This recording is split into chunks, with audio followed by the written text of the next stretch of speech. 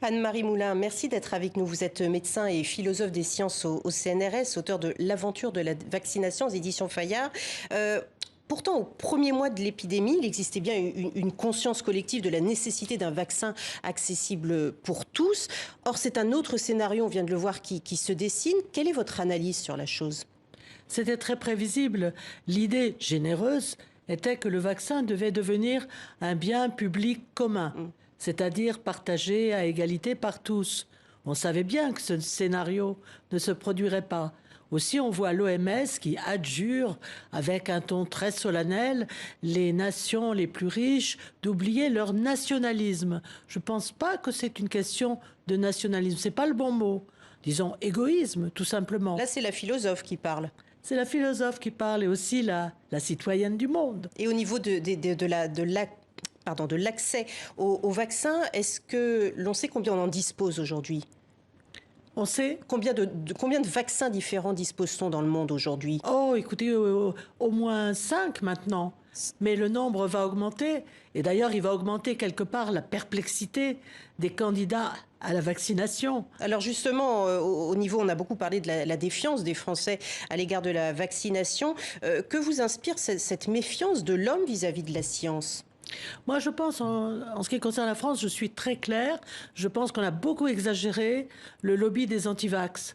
Je pense à part le petit noyau d'irréductibles, je pense que la grande majorité des gens désirent quelque part un vaccin, à condition qu'on leur explique dans quelles conditions tout cela se passe.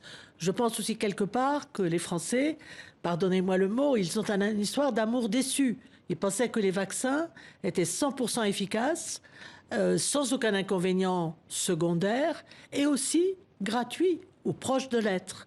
Et sur toute la ligne, ils ont été déçus. Mais justement, est-ce que c'est ce qu'on appelle le paradoxe vaccinal, où on finit par avoir plus peur des effets potentiels secondaires, qui ne sont pas prouvés pour l'instant, plutôt que d'avoir peur de la maladie elle-même ?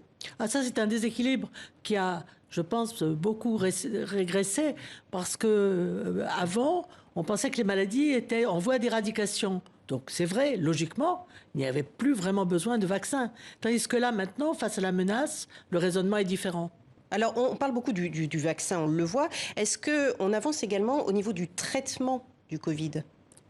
Là, pour le moment, on n'a pas beaucoup avancé et même il y a quelques doutes sur les effets secondaires éventuels des traitements qui pourraient peut-être faciliter la sélection de mutants. Donc pour le moment, on est vraiment axé sur le vaccin. Le vaccin qui protège de tous les variants qui existent aujourd'hui ? Alors, c'est largement hypothétique. Il faut se rappeler qu'un vaccin, c'est une rencontre entre un vaccin et un vacciné. Et que cette rencontre, elle est modulée différemment suivant la personnalité de l'individu, son âge, ses antécédents, etc. Et puis aussi le produit qui lui est injecté quelque part, qui va entrer dans une relation dynamique avec le vacciné. Et cette réaction peut être différente suivant les individus. Est-ce que, précisément, j'ai une question que je n'ai pas forcément la réponse, je n'ai pas eu la réponse. On dit que le vaccin protège, mais est-ce qu'il évite la transmission ? Le vaccin évite la transmission puisque, par définition, le portage virémique, le nombre de virus, de particules virales va diminuer, puisqu'elle va être bloquée par la réaction immunitaire. Donc, si l'individu ne porte plus le virus, il ne va pas transmettre. C'est d'ailleurs une question qui n'est pas complètement résolue. Est-ce que les porteurs sains, ceux qui ne sont pas symptomatiques, on sait qu'ils peuvent transmettre le virus. Et donc là, il y a effectivement une sorte d'énigme.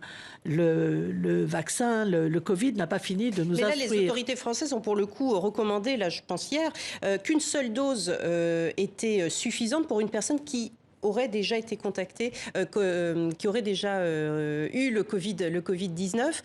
C'est l'immunité, c'est le souvenir de l'immunité là, du corps qui réagit ? C'est l'hypothèse, car c'est quand même une hypothèse, qu'il y a déjà une sorte de réserve, une réaction qui se produit chez le futur vacciné et que par conséquent on peut diminuer la dose du vaccin. Mais là, entre nous, et je n'aime pas d'habitude l'expression de cuisine qu'a employée Olivier Véran, mais là c'est bien un peu de la cuisine. Donc Donc on n'a pas de preuve pour l'instant qu'une seule dose suffirait pour une personne qui a On déjà n'a eu le pas une Covid. preuve puissante qui éclairerait notre chemin à 100%. Merci beaucoup Anne-Marie Moulin d'avoir été avec nous dans ce journal.